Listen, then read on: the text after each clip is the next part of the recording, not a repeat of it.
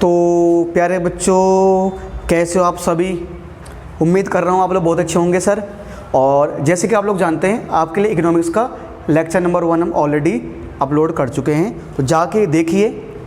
कहाँ मिलेगा? आज के वीडियो के डिस्क्रिप्शन बॉक्स में आपको लेक्चर नंबर 1 में मिल जाएगा, जिसमें मैंने आपको इकोनॉमिक्स का थोड़ा इंट्रोडक्शन करवाया था। ठीक है। और वैसे इस बार क्लास 11th का थोड़ा बहुत सिलेबस हमारा डिक्रीज हुआ है, कम हुआ है। मैं आपको अपडेट कर दूंगा उसका कि कौन कौन सा पार्ट इस बार हमारे फर्स्ट टर्म के एग्ज़ाम में नहीं आएगा।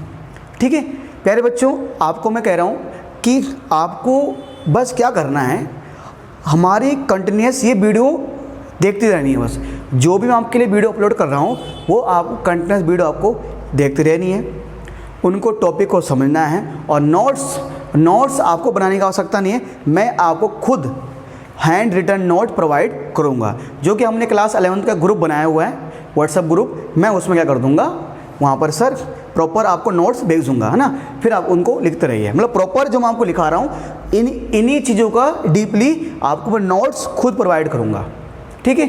और अगर आप में से कोई बच्चा अगर हमारे व्हाट्सएप ग्रुप में नहीं है तो मुझे कमेंट में कर सकते, कमेंट है ना, मुझे कमेंट करके अपना नंबर दे दे, व्हाट्सएप नंबर, मैं आपको ग्रुप में ऐड कर दूँगा सर।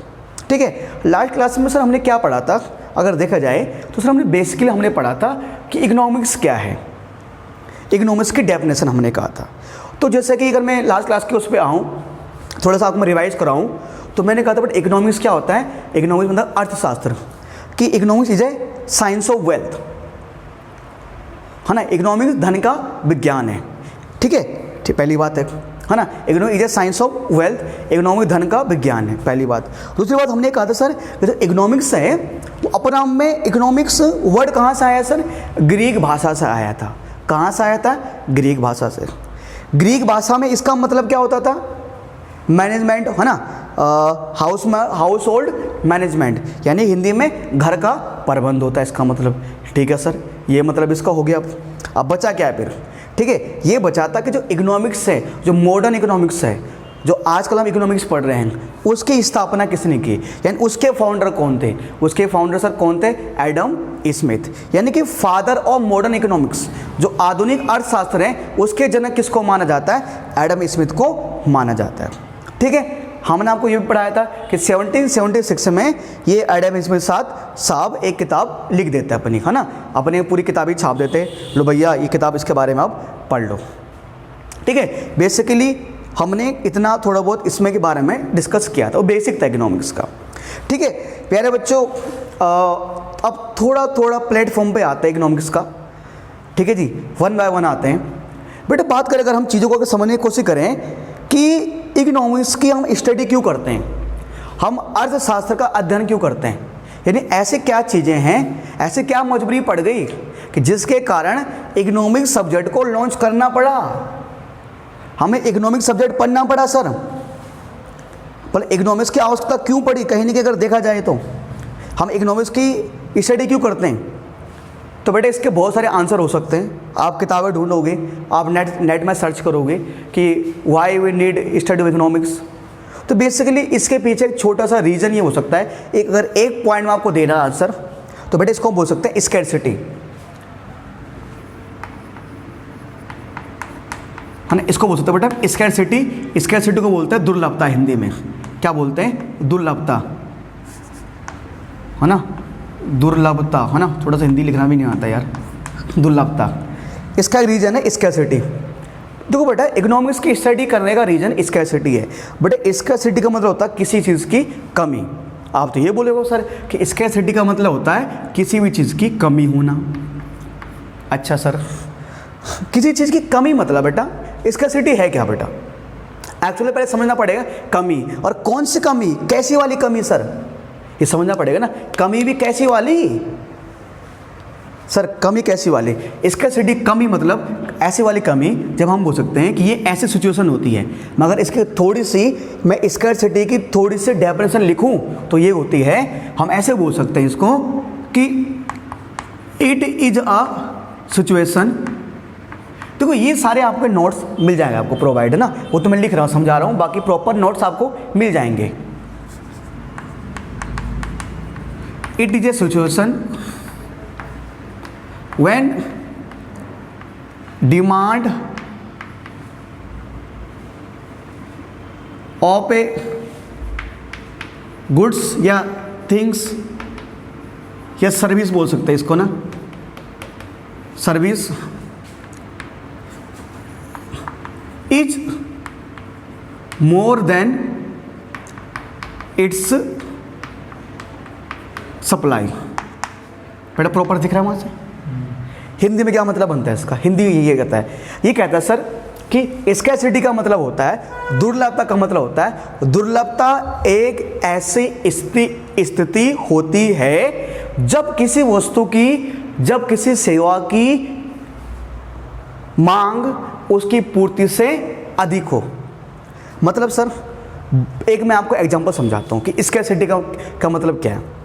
देखो प्यारे बच्चों, जैसे कि प्रेजेंट टाइम में मैं आपको बोल सकता हूँ बाय द वे, जैसे कि मैं अगर प्रेजेंट टाइम में बोल दूँ, जैसे मैं स्कूल की बात करता हूँ, जैसे ना स्कूल में कायदे से जब हम स्कूल में एडमिशन के लिए जाते हैं, अभी एडमिशन के लिए जाएंगे हम, आप लोग 11वीं क्लास में जाओगे, किसी स्कूल में आप पढ़ने के लिए जाते हो, तो वहाँ पर जैसे सपोज बाय द वे कि एडमिशन लेने के लिए बच्चे जाते हैं, आप कॉमर्स स्ट्रीम के हो, अब मान लो एक स्कूल कहता है भाई हमारे पास सिर्फ 100 सीटें हैं, मतलब हमारे पास कॉमर्स वालों बच्चों के लिए सिर्फ 100 सीटें हैं, हम 100 से ज़्यादा बच्चों का एडमिशन नहीं करेंगे क्लास 11th में कॉमर्स में। तो यानी स्कूल वाले कितने बच्चों का एडमिशन कर सकते हैं? 100। तो ये सप्लाई है, मतलब कहीं ना कहीं ये सप्लाई है, मतलब कितने बच्चों को पढ़ा सकते हैं। सप्लाई करना भेजना नहीं, मतलब वो 100 बच्चों को पढ़ा सकते हैं भाई, वो 100 बच्चों को एडमिशन दे सकते हैं स्कूल वाले। अच्छा, अब हम लोग हैं, अब हम लोगों में से यानी आप लोगों को स्कूल में एडमिशन कराना है, तो ऐसा तो है नहीं कि 100 सीटें तो 100 लोग ही जाएंगे, कम से कम 100 सीटों के लिए कितने बच्चे जाएंगे सर? 200, 250, 300 बच्चे जाएंगे कम से कम। उन 100 सीटों के लिए क्या जाएंगे सर? कम से कम, ये तो भूल जाओ, कम से कम 500 बच्चे गए होंगे। 500 बच्चों की डिमांड की होगी कि आजकल तो हर कोई बच्चा चाहता है ना कॉमर्स मिल जाए मुझे, मतलब कितने बच्चे एडमिशन के लिए गए होंगे? 500 बच्चे। तो 500 बच्चों ने डिमांड की कि हमें एडमिशन मिल जाए, जबकि एडमिशन सिर्फ किसको मिलेगा? 100 को ही मिलेगा, क्योंकि सिर्फ 100 सीटें ही हैं हमारे पास। अब सर क्या किया जाए? अब ऐसी कंडीशन में आपका टेस्ट होगा, या जिसके ज़्यादा नंबर आएंगे उसी को तो क्या मिलेगा सर? उसी को तो एडमिशन मिलेगा। अब क्या है, सरकार ने जानबूझकर 100 सीटें रखी है क्या? नहीं, एक्चुअल में क्या है ना कि सरकार के पास टीचर भी नहीं है भाई, स्कूल भी छोटा है, अगर टीचर ज़्यादा हो, कमरे बड़े बड़े हों, तो सरकार को 500 बच्चों को एडमिशन करने में क्या जा रहा है? और जब सरकार के पास स्कूल में जगह ही नहीं है तो 500 बच्चों को कहाँ से एडमिशन ले लें? तो आप यहाँ क्या देख रहे हो, यानी जो सप्लाई है वो सिर्फ 100 बच्चों की है, ठीक है, और डिमांड कितने बच्चे कह रहे हैं, मतलब कितना लेना चाहते हैं? 500। तो यहाँ पर बेटा ज़्यादा कौन है? डिमांड ज़्यादा या सप्लाई ज़्यादा है? डिमांड ज़्यादा है। तो यहाँ पर डिमांड ज़्यादा है किससे? सप्लाई से। तो अगर डिमांड ज़्यादा सप्लाई से, डिमांड 500 है, सप्लाई 100 है, ये क्या कंडीशन है सर? ये स्कैर्सिटी वाली कंडीशन है, ये दुर्लभता वाली कंडीशन है, ये कमी आ रही है यहाँ पर। तो यहाँ पर डिमांड ज़्यादा सप्लाई से है, तो कमी हो रही है यहाँ पर, तो ये स्कैर्सिटी हमारे लिए। ये एक एग्जाम्पल है किसका? दुर्लभता का। स्कैर्सिटी के एग्जाम्पल मैं एक और ले सकता हूँ आपके सामने, एक और बोल सकता हूँ, जैसे कि बाय द वे, जैसे कि हमारे बुराड़ी इलाके में एक पानी का प्लांट है, रक्कू भाई का पानी का प्लांट है। अब वो वाटर की सप्लाई करते हैं ये लोग, वाटर की। अब मान के चलो गर्मियों का सीजन है तो लोगों को ज़्यादा पानी पीना होता है। अब मान के चलो ये लोग जो करते हैं, जो सप्लाई कर सकते हैं, ये लोग कितना बोतल पानी बना सकते हैं? पीने का पानी ये लोग बना सकते हैं मान लो 1000 बोतल। और लोग जो डिमांड कर रहे हैं, लोगों को जो पानी चाहिए, मान के चाहिए वो चाहिए 1500 बोतल। बताओ, डिमांड है 1500 बोतल की, सप्लाई हो रही है 1000 बोतल की, ये कौन? तो क्या हो गया सर? ज़्यादा कौन है? डिमांड। किससे ज़्यादा है? सप्लाई से। डिमांड ज़्यादा सप्लाई से, डिमांड ज़्यादा सप्लाई से, यानी कौन सी कंडीशन है? स्कैर्सिटी। स्कैर्सिटी मतलब दुर्लभता। तो यही तो लिखा था मैंने कि it is a situation when demand of A goods, things, service is more than it's supply. जब किसी वस्तु की मांग, किसी सेवा की मांग उसकी पूर्ति से क्या होती है? ज़्यादा होती है, उसे बोलते हैं दुर्लभता बोलते हैं। तो कहीं ना कहीं इसी दुर्लभता के कारण ही हमें क्या पढ़ना पड़ता है? इकोनॉमिक्स पढ़ना पड़ता है। यार एक चीज़ बताओ, अगर सब कुछ ठीक ठाक होता, अगर सब कुछ ठीक ठाक होता, अगर किसी चीज़ की कमी नहीं पड़ती तो हम इकोनॉमिक्स क्यों पढ़ते हैं भाई? हमारे अर्थशास्त्री अपने सर पर पत्थर क्यों मारते? पत्थर नहीं मारते, मतलब वो इतना स्टडी क्यों करते? हम नहीं बोलते इंडिया की इकोनॉमी डाउन हो गई है, इसका मतलब क्या है भाई? सब लोगों को खाने पीना नहीं मिल रहा। आज के टाइम में क्या है, हम लोगों के पास रोजगार नहीं है, हम लोगों के पास जॉब नहीं है। पेरेंट्स के पास, अब बहुत सारे पेरेंट्स के पास जॉब चली गई है कोरोना में, पेरेंट्स की जॉब चली गई है, यानी कि है क्या सर, जितनी डिमांड वो कर रहे हैं उतनी जॉब उनको मिल नहीं पा रही। ये भी स्कैर्सिटी है। मान के चलो कि इंडिया में 10 करोड़ लोग जॉब चाहते हैं, डिमांड कर रहे हैं 10 करोड़ लोग जॉब की। सप्लाई अभी कितने जॉब हैं सरकार, मान लो 1 करोड़ है, बताओ। माँ बाप की नौकरी, जो माँ बाप के पास नौकरी नहीं है ना, मान के चलो, क्योंकि नौकरी कितने हैं? 1 करोड़ लोग, 1 करोड़ लोगों को नौकरी मिल सकती है, जबकि चाहते हैं कितने लोग नौकरी? 10 करोड़ लोग। तो ये भी क्या, ये भी स्कैर्सिटी तो है, ये कमी तो है। तो कहीं ना कहीं हम जो इकोनॉमिक्स का जो हम स्टडी की बात कर रहे हैं सर, वो उसमें एक मेन वजह ये भी है कि स्कैर्सिटी इसका रीज़न है। बट इस स्कैर्सिटी की डेफिनेशन आपको अलग अलग बुक्स में अलग अलग मिल सकती है, अलग तरीके से मिल सकती है बेटा। एक तो ये हो गया। बट मैंने आपको लास्ट क्लास में इकोनॉमिक्स के, मैंने कहा इकोनॉमिक्स की डेफिनेशन आपको अलग अलग बुक्स में मिल सकती है। मैंने आपको 2 डेफिनेशन बताई थी कि एक तो मैंने ये समझाया था कि सर इकोनॉमिक्स का होता है, economics is a science of wealth, ठीक है, इकोनॉमिक धन का विज्ञान है हिंदी में। दूसरा मैंने समझाया था कि सर इकोनॉमिक्स है ना, economic is a social science, economics is a social science which study the production, consumption and distribution of goods and services, है ना। मैंने क्या कहा था कि इकोनॉमिक्स एक ऐसा विषय है जो इस बात की स्टडी करता है कि किस बात की स्टडी करता है कि सर डिस्ट्रीब्यूशन की, कंजप्शन की, है ना, इन चीज़ों की स्टडी करता है। ये मैंने आपको समझाया था कि है ना इकोनॉमिक्स के। बाकी मैंने कहा अलग अलग बुक्स में आपको अलग अलग डेफिनेशन मिल सकती है। प्यारे बच्चों, इकोनॉमिक्स में हमारा एक शब्द आता है रिसोर्सेज। ये बात रिसोर्सेज नाम का एक शब्द आता है हमारे पास, इसे बोलते हैं संसाधन, ठीक है। ये चीज़ है ना, ये तो फॉर एग्जाम्पल के लिए आपको राइट डाउन करने की आवश्यकता नहीं है, फिर भी अगर आपको राइट डाउन करना ऐसे ना तो 1 मिनट फटाफट आप राइट डाउन कर सकते हैं। बेटा बात करते हैं रिसोर्सेज की। रिसोर्सेज, एक शब्द सुनोगे संसाधन, रिसोर्सेज यानी संसाधन। सर संसाधन क्या होता है? सर रिसोर्सेज क्या होता है? बट रिसोर्सेज का मतलब होता है आम भाषा में ऐसी कोई सी भी चीज़ जो हमारे लिए उपयोगी होती है, दैट इज कॉल्ड रिसोर्स। यानी एनीथिंग, रिसोर्स की डेफिनेशन सिंपल सी बात है, anything which is useful for us, anything which is useful for us. Hindi में कोई भी ऐसी कोई भी वस्तु जो हमारे लिए उपयोगी होती है, ऐसी कोई भी वस्तु जो हमारे लिए उपयोगी होती है, उसे हम क्या बोलते हैं सर? उसे बोलते हैं संसाधन। कैसे सर संसाधन? क्या सर एग्जाम्पल बताना? अरे एक चीज़ बताओ यार, ये सर ये मेरे पास हथौड़ा है, ये हथौड़ा सर क्या है? हथौड़ा मेरे लिए यूजफुल नहीं है सर, मैं इस हथौड़े से कील ठोक सकता हूँ। अगर मैं इस हथौड़े से कील ठोक सकता हूँ तो ये मेरे लिए क्या है? रिसोर्सेज है। कोई भी चीज़ जो मेरे लिए उपयोगी है सर, ये मेरे पास क्या है सर? डस्टर है सर, इसका काम क्या होता है? इसको मिटाना, है ना। सर क्या है मेरे लिए यूजफुल नहीं है सर, मेरे लिए यूजफुल है, इसका मतलब इसको मैं बोलूँगा रिसोर्सेज यानी संसाधन बोलूँगा।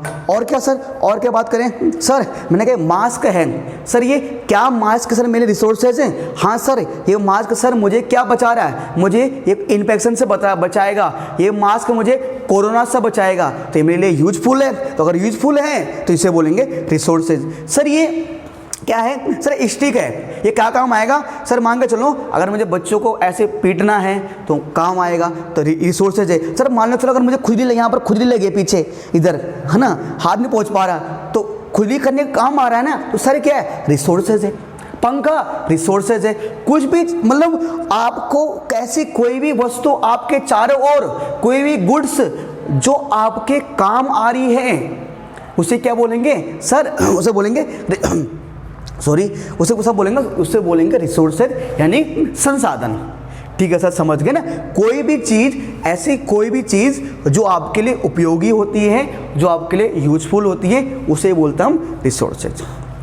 चलिए सर, रिसोर्सेज की बात जब हो ही गई है, ठीक है, रिसोर्सेज की बात हो गई है, अब बात करते हैं कि ये जो रिसोर्सेज होते हैं इनकी कुछ खासियत होती है, यानी properties of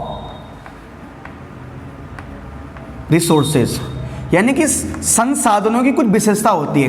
properties of resources, संसाधनों की कुछ विशेषता होती है बेटा, है ना। इनके बारे में जैसे मैंने कहा कि यार इंसान है तो इंसानों की बहुत सारी कुछ विशेषता होती है। क्या होती है? क्या जैसे आपने पढ़ा था ना क्लास 10th में, या क्लास 10th में पढ़ के आए थे आपने पढ़ा था मेटल्स के बारे में, धातु के बारे में। तो आपने मेटल्स की कुछ प्रॉपर्टीज पढ़ी थी ना, कि metals are hard, metals are very मतलब shiny, metals are good conductor of heat and electricity. पढ़ा था ना आपने धातु के बारे में, पढ़ा था बेटा आपने? हाँ सर। ओके बेटा, पढ़ा था, ठीक है, थोड़ा आराम से बेटा, ठीक है, इसके बारे में। तो प्रॉपर्टीज वन बाय वन आएंगे। जो प्रॉपर्टीज होती है रिसोर्सेज की, संसाधनों की दो विशेषताएं होती है बेटा। पहली विशेषता क्या होती है बेटा? First, resources are limited, resources are limited, यानी कि हिंदी में इसको बोलेंगे संसाधन सीमित मात्रा में है, रिसोर्सेज आर लिमिटेड। बट एक चीज़ बताओ, क्या हमारे आसपास सभी चीज़ अनलिमिटेड है क्या? है, बताओ ऐसी कौन सी चीज़ हमारे पास, आप बता दो, जो अनलिमिटेड मात्रा में है। बेटा अगर कोई भी चीज़ हमें अनलिमिटेड मात्रा में हमारे पास होती ना, हमारे आसपास होती, तो बेटा हम लोग घर से बाहर निकलते नहीं, हमें नौकरी करने की आवश्यकता पड़ती ही नहीं। बताओ क्या पैसा अनलिमिटेड है? नहीं सर, पैसा भी हर एक इंसान के पास लिमिटेड ही है। यानी रिसोर्सेज, जैसे मैंने कहा सर एक मेरे पास एक ज़मीन है, तो मेरे पास बेटा कितने बीघा ज़मीन, भाई मेरे पास कितने लैंड होंगे? एक ज़मीन होगा, 200 बीघा होगा, 300 गज हो, कितना होगा मेरे पास? मेरे पास कितने खेत होंगे? 100, 200, 500, 400, अनकाउंटेबल तो होंगे नहीं ना। मेरे पास, मैं बात करूँ, मैंने कहा मेरे पास खेत है, मेरे पास कितने खेत होंगे? 1, 2, 3, 500, 1000, 2000, 4000। सर मेरे पास लैंड है, वो भी लिमिटेड मात्रा में होगा। किसी के पास पैसा होता है, सर पैसा भी लिमिटेड मात्रा में होता है। वो तो हम बोलने को बोलते हैं कि उसके पास अंधा पैसा है, वो बहुत अमीर है। बट अमीर है तो पर उसके पैसे को तो हम गिन सकते हैं ना। हम अंबानी की बात करते हैं, तो अंबानी के पास जो पैसा है वो भी तो रिसोर्सेस है, वो भी एक संसाधन है। तो अंबानी के पास भी हम बोलते हैं बहुत सारा पैसा, अरबों पैसा है, पर भैया वो तो लिमिटेड है। वो उस पैसे को तो हम गिन सकते हैं ना। अगर वो पैसा अनगिनत होता तो अंबानी जॉब क्यों करता भाई? वो आराम से घर में बैठ जाता। कोई भी चीज़ बेटा हमारे पास वो लिमिटेड मात्रा में है, कुछ भी चीज़ नहीं अनलिमिटेड है। तो जो भी रिसोर्सेज होता है, जो भी हमें संसाधन दिखते हैं, जो भी हमारे काम आता है ना, वो सर क्या होता है? वो लिमिटेड मात्रा में होते हैं हमारे पास। ये मैंने कहा मास्क है मेरे पास, आज मास्क फट जाएगा, फिर मुझे नया मास्क लाना पड़ेगा। पहली बात तो ये होती है, ठीक है। दूसरी प्रॉपर्टी इनकी ये होती है कि इनके अल्टरनेटिव अल्टरनेट यूजेस होते हैं इनके। हिंदी में बोलते हैं इनके वैकल्पिक प्रयोग होते हैं। हिंदी में इसको बोलते हैं कि संसाधनों के वैकल्पिक प्रयोग होते हैं, इनके अल्टरनेटिव यूजेस होते हैं। सर अल्टरनेटिव यूजेस यानी सर वैकल्पिक प्रयोग का मतलब क्या होता है? सर अल्टरनेटिव यूजेस का मतलब ये होता है कि उसके एक से ज़्यादा यूजेस हैं, उसके एक से ज़्यादा यूजेस, हिंदी में वैकल्पिक प्रयोग, अल्टरनेटिव यूजेस। बच्चे करे समझे नहीं। देखो बेटा, जैसे मैंने कहा ये स्टिक है, ये मैंने कहा स्टिक है, ठीक है। अब सर मैं इस डंडे से, मैंने कहा कोई बच्चा पढ़ाई नहीं कर रहा है तो मैं उसको मार सकता हूँ ऐसे, क्यों पढ़ाई नहीं कर रहा बेटा, पढ़ाई कर, ठीक है। मैंने कहा अगर मुझे जैसे भाई मुझे खुजली लगी यहाँ पर पीठ में, तो मैं खुजली कर सकता हूँ इससे, पीठ चल जाएगी, ठीक है जी, पीठ चल जाएगी, बच्चा कर रहा है, मतलब इससे पिटाई भी कर सकता हूँ, मैं खुजली भी कर सकता हूँ। अच्छा 2 मिनट के लिए बाय द वे अगर मैं और इससे कुछ भी कर सकता हूँ, जैसे ना अगर फॉर एग्जाम्पल के लिए, हाँ अगर मान लो कोई बिजली का स्विच है और मुझे उसको ऑन करना है, डर लग रहा है, तो मैं लकड़ी से कर सकता हूँ उसको ऑन। मतलब देखो इस डंडे के कितने सारे काम आ रहे हैं। जला भी तो सकते हैं। है ना। ये कह रहा है कि जब अगर आपको आग लगे, मतलब वो आग नहीं, अगर हमको क्या लगे, ठंड लगे, तो आप इससे तोड़कर इससे आप आग सेक सकते हो। यानी क्या देख रहे हो आप, इस डंडे के 3-4 यूज मैंने ऐसे ही बता दिया। बताओ ऐसा कौन सा चीज़ है जिसका सिर्फ एक यूज होता है? कोई ऐसा चीज़ है जिसका सिर्फ एक यूज होता है? नहीं। ये ऊपर पंखा चल रहा है, पंखा सर, अगर पंखा का यूज हम किस लिए करते हैं? हवा के लिए, ठीक है। ज़्यादा हम इसका यूज कपड़े सुखाने में कर सकते हैं। अगर बरसात का टाइम है, नीचे कपड़े रख दो। कुछ लोग पंखे में कपड़े टांग देते हैं, है ना। तो देखो, कोई भी चीज़ आपको अपने आसपास दिखता है ना, उसके एक से ज़्यादा यूजेस होते हैं। उसका सिर्फ एक यूज होता है क्या? नहीं सर। कुछ भी ले लो बेटा आप, ठीक है। आप अपने आसपास कोई भी चीज़ ले लो। सर ये हथौड़ा है, ठीक है। अब मुझे कील ठोकने का काम हथौड़ा आ रहा है। अगर कोई मेरे से कुछ, मान लो कोई चोर डाकू आ गया, तो मैं इसको मार सकता हूँ इससे, हथौड़े से, है ना। तो सर ये बहुत सारे यूजेस होते हैं हमारे किसके? रिसोर्सेज के। तो मतलब रिसोर्सेज के दो प्रॉपर्टीज़ होती हैं, दो विशेषताएं होती हैं। एक तो हमारे पास लिमिटेड क्वांटिटी में होते हैं, और एक होते हैं उनके अल्टरनेटिव यूजेस होते हैं किनके सर? रिसोर्सेज के, ठीक है। आज थोड़ा सा बेटा आपको थोड़ा सा पिक्चर क्वालिटी क्लियर नहीं आ रही होगी, उसके कारण, क्योंकि थोड़ा सा अभी शाम का टाइम है तो लाइटनिंग की प्रॉपर व्यवस्था नहीं है, वो हम करेंगे नेक्स्ट टाइम से। आज का हमें लेक्चर यही ख़त्म करना होगा, क्योंकि थोड़ा हम लाइटनिंग कम आ रही है, ठीक है। नेक्स्ट लेक्चर में आपको लिए फुल लेक्चर लाएंगे, बड़ा लेक्चर लेके आएंगे। बस आप लोग सर ऐसे ही हमारे वीडियो देखते रहें, हमारे साथ बने रहिए, और सर वीडियो को लाइक कीजिए, और हो सका तो शेयर कर देना। मिलते हैं नई क्लास में नए लेक्चर के साथ। तब तक के लिए सर जय हिंद, जय भारत।